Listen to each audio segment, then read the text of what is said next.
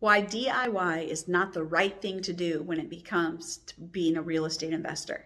So many times we're taught to do everything our own, and we make it by the sweat of our brow and on and on and on. But the challenge there is the numbers aren't in it, because you're only one person who has 24 hours in a day.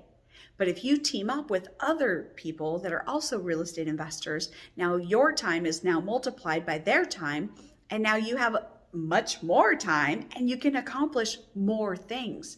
So when you have one house that's 100% occupied, it can go to 0% occupied with the swipe of a pen.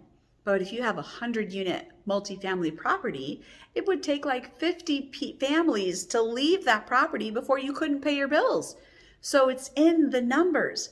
That's why DIY and doing it yourself and doing it the hard way is not the way to make it rich in real estate, to become wealthy, or to leave a legacy.